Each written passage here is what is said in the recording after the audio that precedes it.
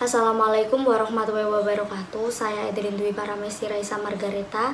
Saya dari kelompok 3. Di sini saya berperan sebagai narasumber 1.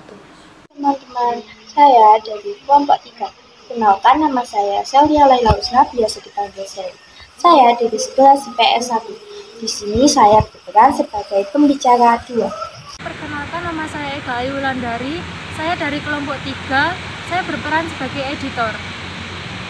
Kenalkan, nama saya Erlina Putri Rahayu. Saya dari kelompok 3. Di sini saya berperan sebagai sutradara.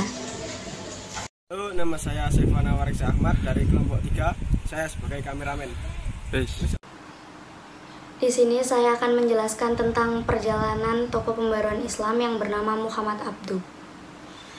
Pertama, saya akan menjelaskan biografi Muhammad Abduh.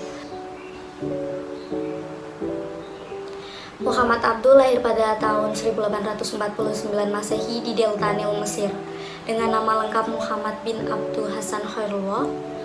Beliau adalah seorang putra petani yang bernama Abduh bin Hasan Khairullah dan Junaida Uthman.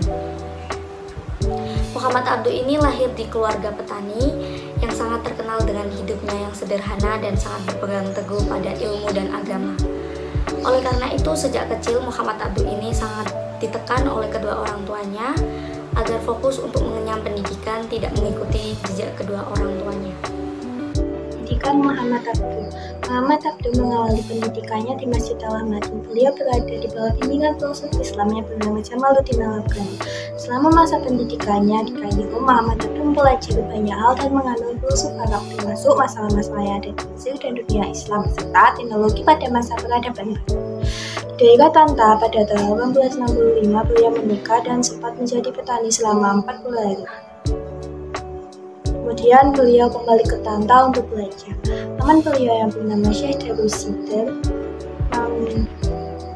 beliau adalah penganut tarekat Asyaziliyah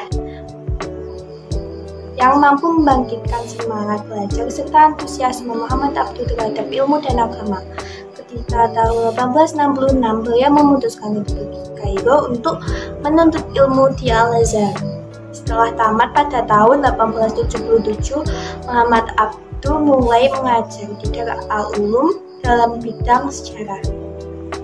Selain itu, beliau juga mengajar logika, teologi, dan juga filsafat di Al-Azhar.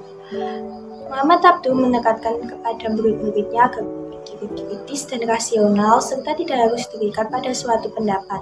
Selain mengajar, beliau juga menekuni di bidang jurnalistik.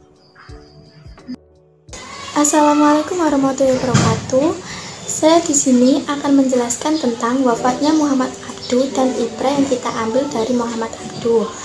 Ibrah atau pelajaran dari kisah sejarah Muhammad Abduh yaitu mengambil teladan bisa dari mana saja, bahkan orang gila sekalipun, karena ilmu bukanlah sesuatu hal yang terkait dengan formalitas sekolah atau kehebatan seorang guru.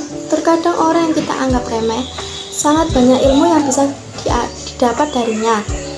Kendati lagi ilmu dari seorang ulama modern, Syekh Muhammad Abduh, walaupun dalam beberapa hal Syekh Abduh dituding sebagai pemikir liberal, namun tetap saja beliau adalah seorang tokoh yang dikenal sebagai ahli tafsir, ahli hukum Islam, ahli logika, ilmu kalam, bahasa Arab, dan soal atau permasalahan dalam kemasyarakatan.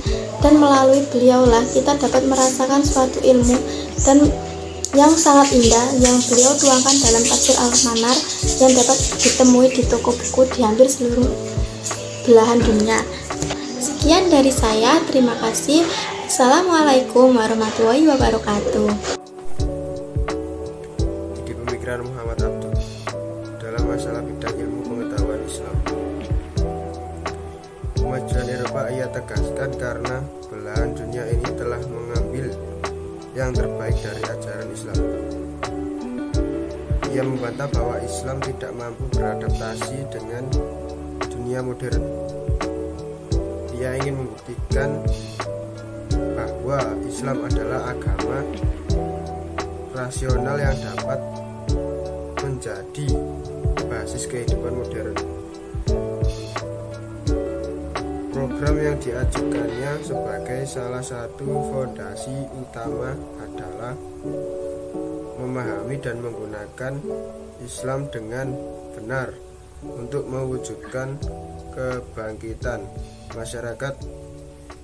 Menurutnya, sekolah negeri harus diwarnai dengan agama yang kuat. Namun rupanya pendapatnya itu mendapat tantangan berat dari ulama konservatif yang belum mengetahui faedah dari perubahan yang dianjurkan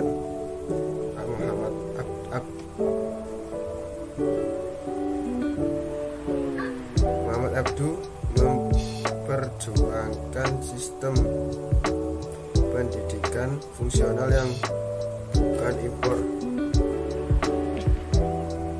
yang mencakup pendidikan fungsional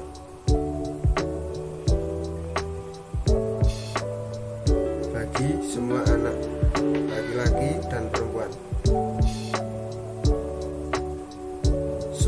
Semuanya harus punya kemampuan dasar seperti membaca, menulis, dan berhitung. Semuanya harus mendapat pendidikan agama. I got nothing